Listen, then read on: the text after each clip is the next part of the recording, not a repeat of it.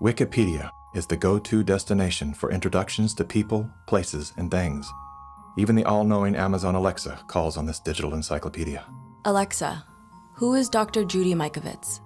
According to Wikipedia, Judy Ann Mikovits is a former American research scientist who is known for her discredited medical claims. She has been described as an anti-vaccination activist and a promoter of conspiracy theories, and has been accused of scientific misconduct.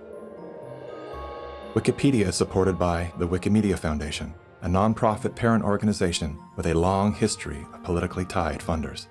Many named, many anonymous. What exactly does a Wikipedia donor receive in exchange for their generosity? What began as an unbiased open-source platform is now weaponized to undermine the work and reputation of anyone deemed a threat to its stakeholders. And once they smear you, they lock you out for making corrections to your own bio. In summary, most independent fact-checkers are neither independent nor factual. Simply put, they are political spin machines.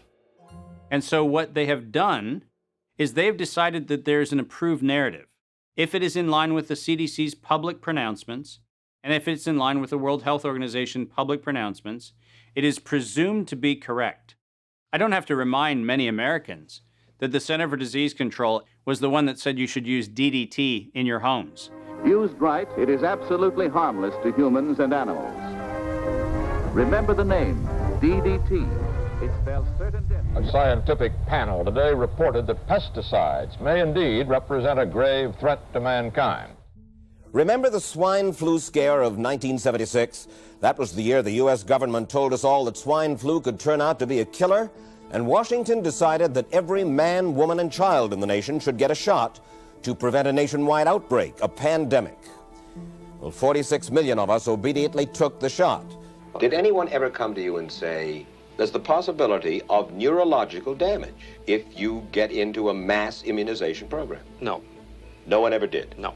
I can't believe that they would say that they did not know that there were neurological illnesses associated with influenza vaccination. That simply is not true. We did know that. Then he's lying. I guess you would have to make that assumption. Then why does this report from your own agency list neurological complications as a possibility? You didn't feel it was necessary to tell the American people that information. Dr. Sensor's CDC also helped create the advertising to get the public to take the shot. The vaccines are safe, so roll up your sleeve. And now Americans are claiming damages from Uncle Sam amounting to $3.5 billion. By far the greatest number of the claims, 2/3 of them, are for neurological damage or even death. There are serious concerns tonight about how well the CDC controls dangerous germs at its own labs after yet another safety lapse. For the third time in a month, the CDC acknowledged deadly pathogens were handled incorrectly in government labs. That CDC is the CDC that allegedly is looking out for your public health. When we start with the assumption that the official dogma has to be the objective standard, then what fact checkers look for is a piece of published media that confirms the statement made by that particular organization. And then debunkers and conspiracy theorist blower-uppers come in and say, we're gonna make this thing clearly the scam that it is. Every media outlet that is in the public media right now has planted evidence, and they have re-ranked pages. So if you look today at face mask wearing, and if you look today at social distancing studies, you will see the studies that used to be number 1, number 2, number 3 on the pages of PageRank search don't exist anymore. And what is there are studies that wind up having headlines that support the common narrative. You're going to be hearing more about advanced guidelines. Because if you can keep people from assembling, guess what they're not talking about? They're not talking about the issues of the campaign.